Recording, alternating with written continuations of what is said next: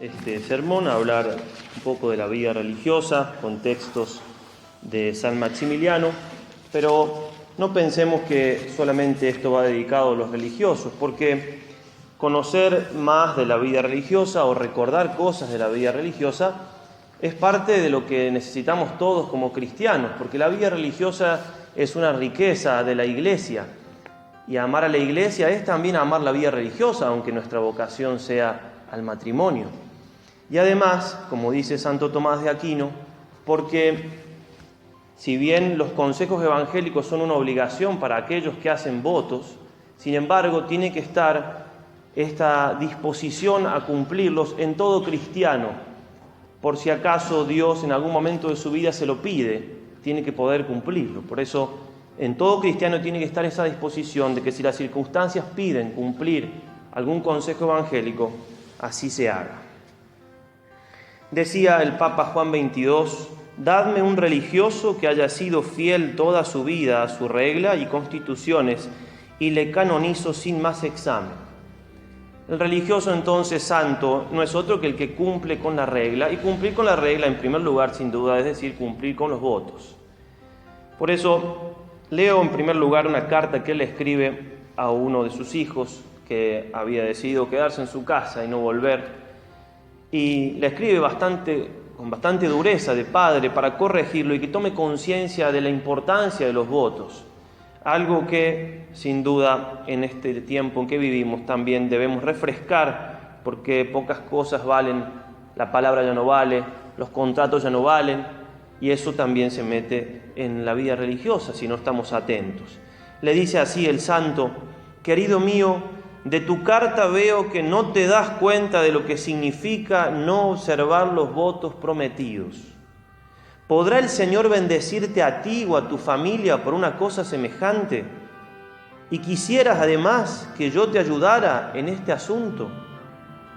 La dispensa de los votos no la pueden dar ni el provincial ni el general, sino solo el Santo Padre. Pero quisiera hacerte una pregunta. ¿Qué acontecerá con todo esto delante del tribunal de Dios en el caso que tú hayas tenido la vocación y después la hayas perdido por falta de fervor en la oración y por el interés de los negocios de tu familia? Presta mucha atención, sobre todo a la última hora, mientras la agonía llegue al momento definitivo y tú no tengas que arrepentirte amargamente por no haber perseverado en la observancia de los votos emitidos.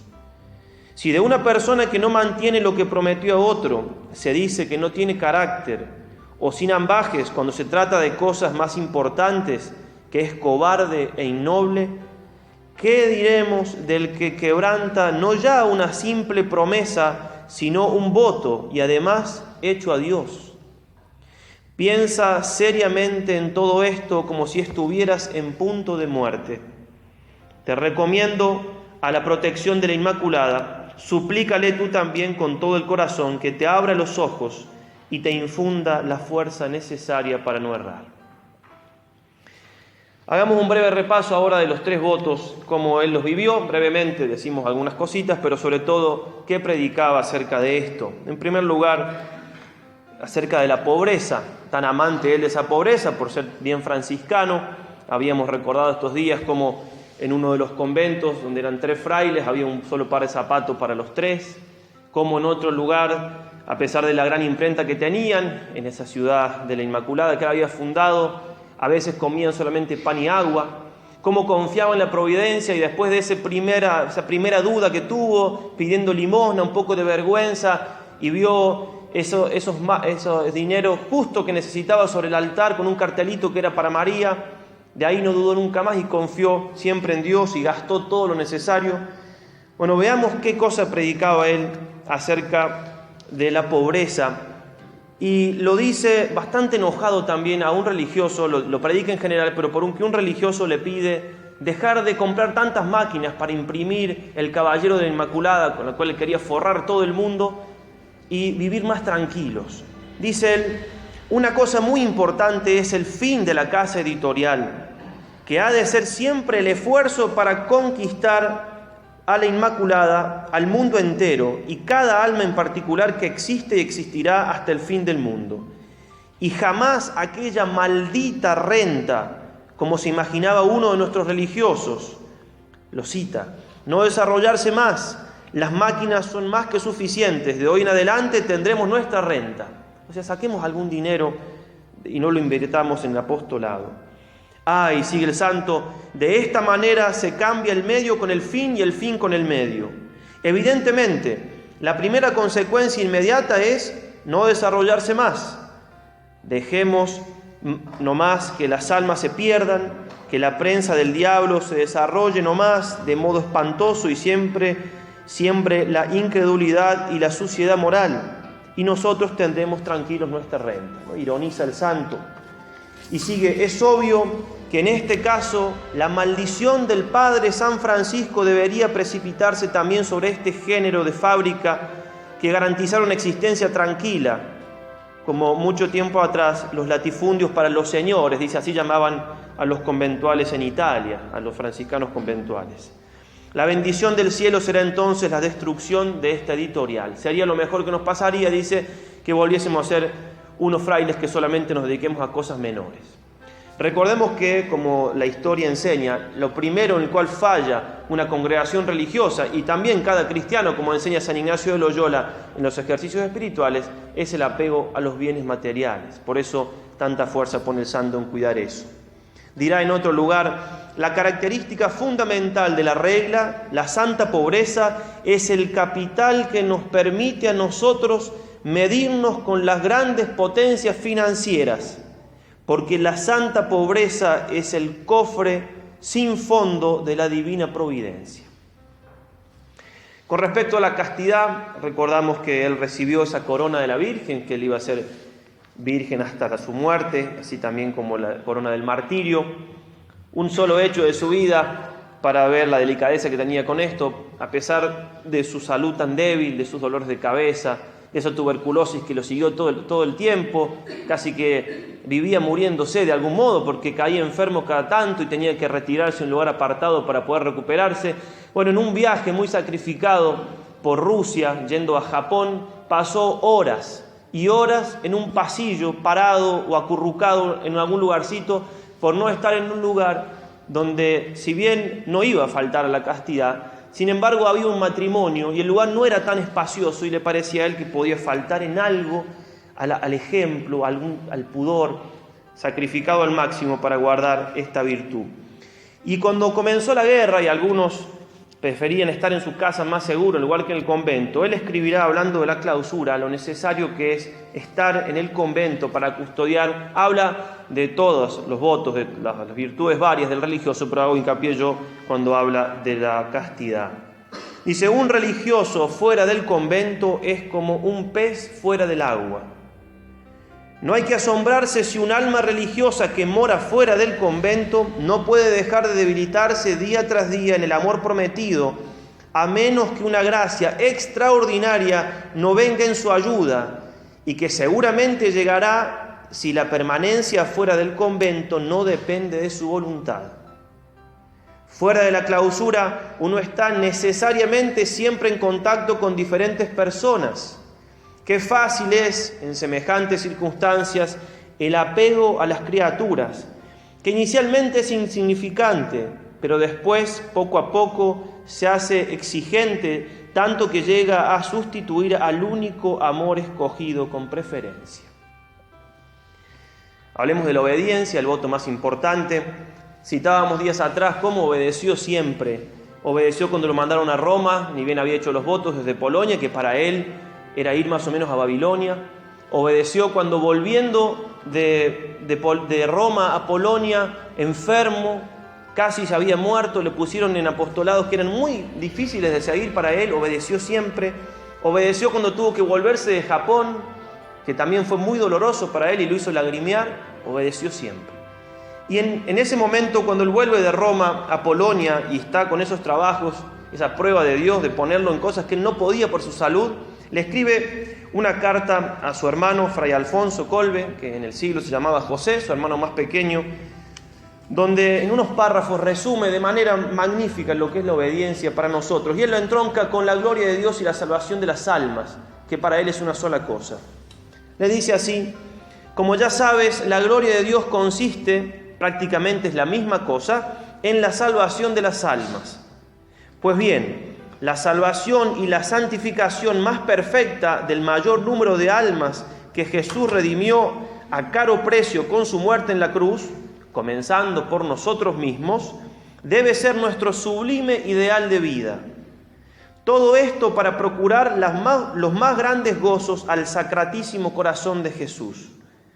¿Cuál es el modo mejor de rendir a Dios la mayor gloria posible y guiar a la santidad más excelsa al mayor número de almas?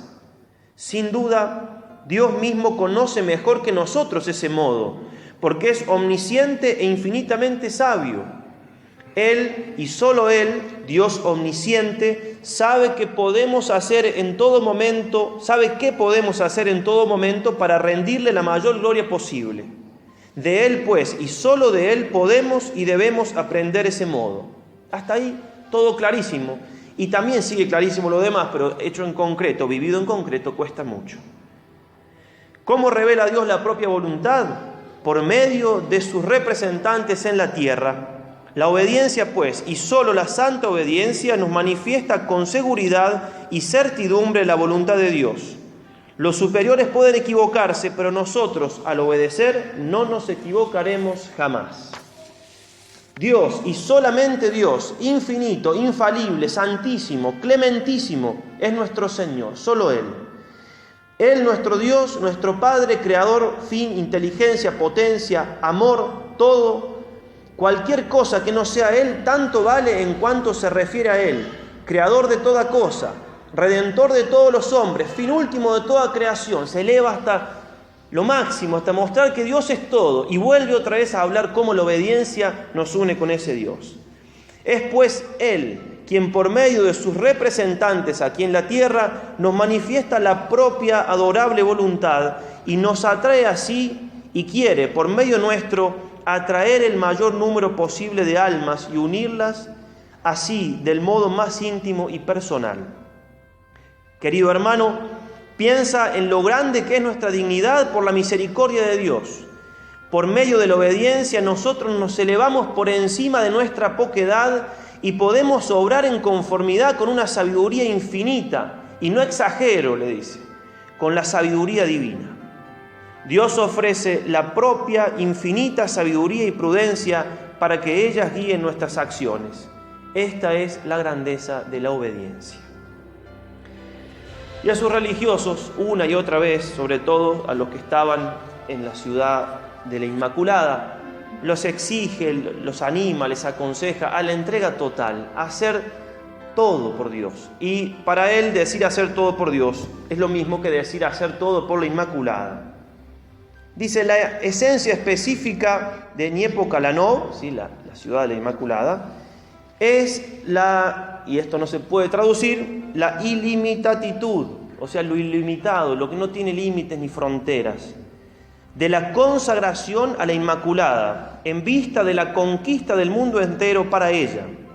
Por consiguiente, cada uno debe estar dispuesto en cualquier instante también a ir a todas partes y sin vacilaciones, hasta los últimos confines del mundo, y ojalá al encuentro de una muerte segura, lo que le pasó a él, en una palabra, siempre y en todo ilimitadamente, por la Inmaculada, mientras ni las constituciones ni la regla obligan a algunos a dirigirse, por ejemplo, a las misiones, sino solo a los que quieren. Eso escribe San Francisco, pero él les dice, los invita a dar más. Nosotros tenemos una voluntaria y amada idea fija, si alguno quisiera llamarla también así, y esta es la Inmaculada. Nosotros vivimos, trabajamos, sufrimos y ansiamos morir por ella. Y con todo el alma, de todos modos, con todas las invenciones, deseamos injertar esta idea fija en todos los corazones. Y esto no es indispensable para la salvación, pero se pregunta, y deja un espacio, dice, o si es indispensable para la esencia completa del franciscano. Nosotros podemos decir como miembros de la familia del Verbo encarnado, que para nosotros sí es indispensable ese amor total a la Virgen, esa entrega total. Lo tenemos como cuarto voto, ellos no lo tenían así, lo tenemos como consagración de todo el instituto por ser ella nuestra patrona. Sigue: nuestra potencia consiste en reconocer nuestra estupidez, debilidad y miseria, y en una ilimitada confianza en la bondad y en la potencia de la Inmaculada. La naturaleza puede horrorizarse, puede mirar con ojos nostálgicos otras formas de vida más tranquila y confortable y en condiciones ya más fáciles y determinadas. Pero el sacrificio consiste precisamente en ir más allá de las atracciones de la naturaleza corporal. Toda esperanza está en la Inmaculada. Ánimo pues, querido hermano, ven a morir de hambre, de fatiga, de humillaciones y de sufrimientos por la Inmaculada. Y firma Fray Maximiliano María Kolbe, medio loco por la Inmaculada. Quiere también el santo renovar la orden, que lo ha hecho sufrir mucho, lo dice él en otra carta, cómo sufrió desde el principio, ver que la orden estaba un poco con esa pérdida del espíritu propio franciscano, y él va a decir, la solución es la Inmaculada. La renovación de una orden religiosa equivale a la conversión y a la santificación de sus miembros. Pero esto, cuanto más se acerca la Inmaculada a una orden religiosa, tanto más se renueva, se desarrolla, vuelve a florecer y se reviste de frutos, de santos, incluso canonizados. El mayor acercamiento posible es la consagración ilimitada a la Inmaculada. El que se consagró a la Inmaculada de modo verdaderamente perfecto ya alcanzó la santidad. Y cuanto más perfectamente se deja conducir por ella en la vida interior, espiritual, y en la vida exterior, el apostolado, tanto más participa de su santidad. Y termino con una carta que le escribe a sus religiosos, que no trata exactamente de la vida religiosa, aunque sí, por supuesto, porque es bien amplio el tema, pero que es algo que hemos repetido una y otra vez de algún modo en todos los sermones, y es el hecho de la grandeza de la obra de Dios en un santo y de su pequeñez. De su pequeñez en las limitaciones que tiene cada santo, también de su pequeñez moral, de aquellas faltas que puede tener un santo, que en el caso de él, obviamente no eran cosas graves, pero sí él habla de que un religioso puede caer en cosas graves y cómo tiene que actuar. Recordemos que él tenía, como él mismo lo dice, un fuerte impulso al orgullo. Le escribe a sus hijos: muy queridos hijos, escribiéndoos en japonés y demostrándoos que soy capaz de expresarme en esta lengua, me he dejado llevar por un gesto de vanidad. Qué delicado en su conciencia. Enseguida he sentido que se aflojaba mi lazo con la Inmaculada, y al sentarme delante de su estatua he creído que me miraba con reproche y hasta con cólera. Hijos míos muy amados, no deis jamás paso a ese sentimiento, a la vanidad. Cuando os sintáis culpables, aunque sea de un pecado grave, plenamente consciente y repetido, no os dejéis arrastrar por el desaliento. Confiaos a María, contadle vuestra falta sin examinarla, sin analizarla. Haciendo hincapié de que esa cólera que sintió cuando miró a la Virgen no era tal. Su mamita, como la llamaba a veces y como se burlaban, no podía mirarlo así. Y sigue consolando a sus hijos. Toda falta, aunque sea grave y repetida, solo debe suponer para nosotros un nuevo escalón hacia una perfección mayor. Efectivamente, la Inmaculada nos permite caer para curarnos del amor propio, el orgullo, para dirigirnos hacia la humildad, que nos hace más dóciles a la gracia divina. En tales circunstancias, el diablo, por el contrario, busca que se insinúe en nosotros la falta de confianza y el desaliento, que no son otra cosa que una nueva manifestación del orgullo. Si fuéramos plenamente conscientes de nuestra miseria, no nos asombrarían nuestras faltas, sino el hecho de no haber caído aún más bajo y con mayor frecuencia. Por lo que daríamos gracias a Dios en lugar de estar asombrados de nosotros. Sin la gracia divina y la misericordiosa ayuda de María, no existe pecado que no seamos capaces de cometer. Dicho esto, no deseemos sentir continuamente la dulzura de la devoción a María. Eso sería glotonería espiritual. O sea, confiar en ella ilimitadamente, aunque a veces no la sintamos.